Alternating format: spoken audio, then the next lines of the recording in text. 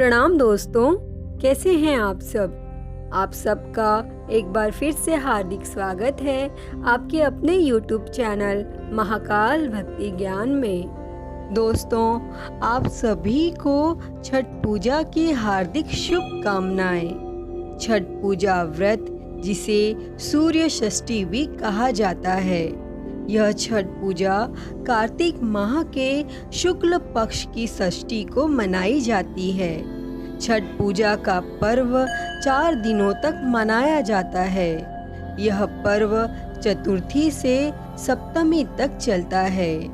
इस दिन छठी माता की पूजा की जाती है और छठी माता बच्चों की रक्षा करती है और इस व्रत को संतान प्राप्ति की इच्छा से भी किया जाता है।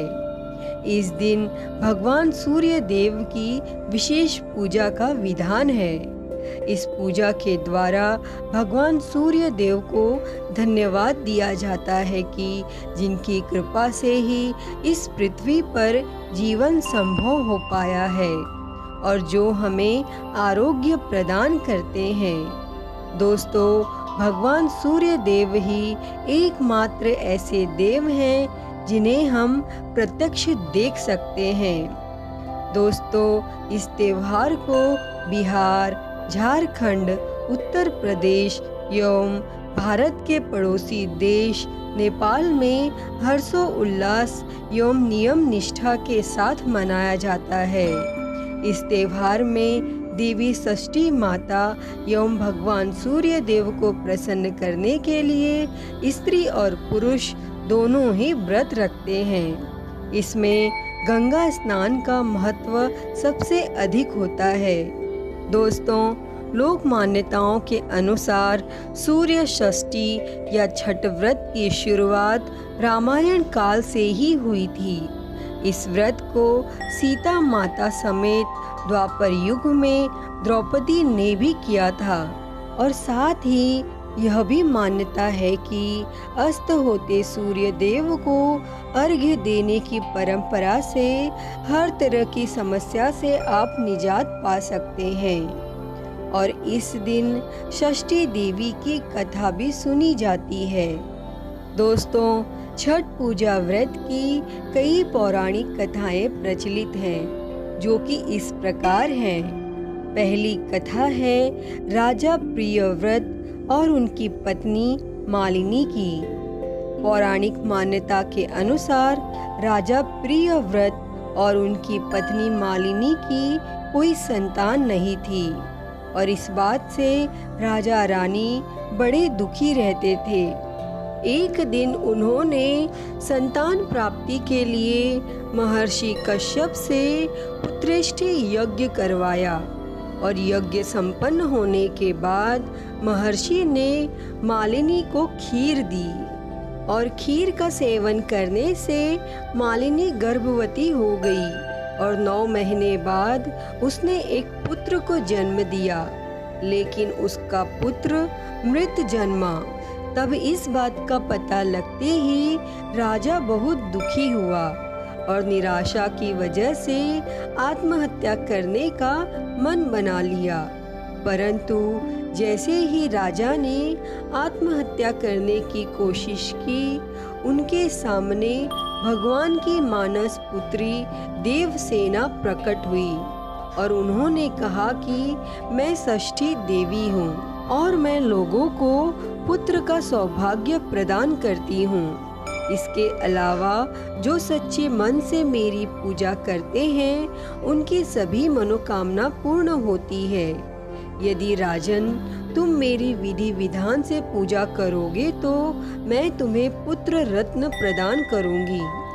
और फिर देवी के कहे अनुसार राजा प्रियव्रत ने कार्तिक शुक्ल की षष्ठी तिथि के दिन देवी षष्ठी की पूरे विधि पूर्वक पूजा की और इस पूजा के फलस्वरूप रानी मालिनी गर्भवती हुई और उन्होंने एक सुंदर पुत्र को जन्म दिया।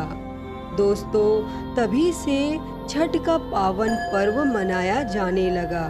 दोस्तों, दूसरी कथा है भगवान राम और सीता माता की।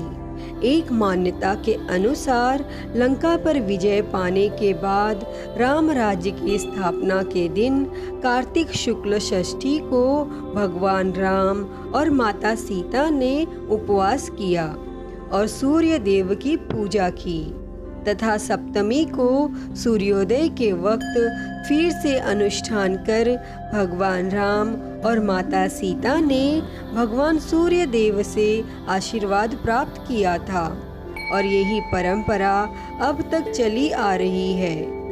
तीसरी कथा है सूर्य पुत्र कर्ण की।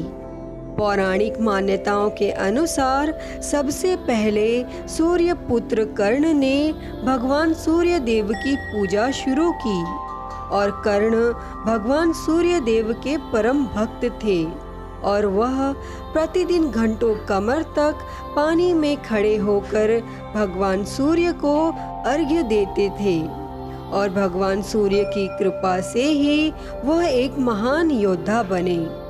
दोस्तों, इसीलिए आज भी छठ में अर्घ्य दान की यही परंपरा प्रचलित है।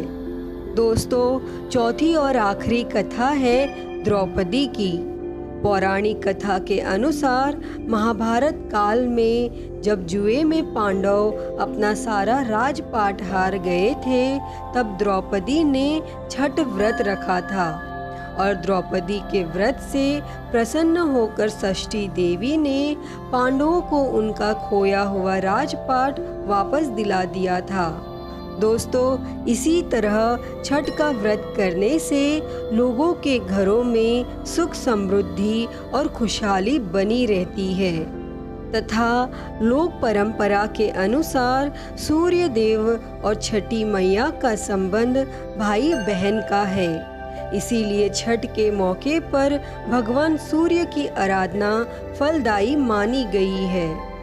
हे छठी मैया, इस कथा को कहते, सुनते और हुंकारा भरते पर सदैव अपनी कृपा बनाए रखना। जय छठी मैया। तो दोस्तों, यह थी छठ पूजा की व्रत कथा। अगर आप लोगों को यह वीडियो पसंद आई हो तो प्लीज़ लाइक करें, शेयर करें, कमेंट करें और मेरे चैनल को सब्सक्राइब कर नोटिफिकेशन बेल को ज़रूर ऑन कर लें। हर हर महादेव। धन्यवाद।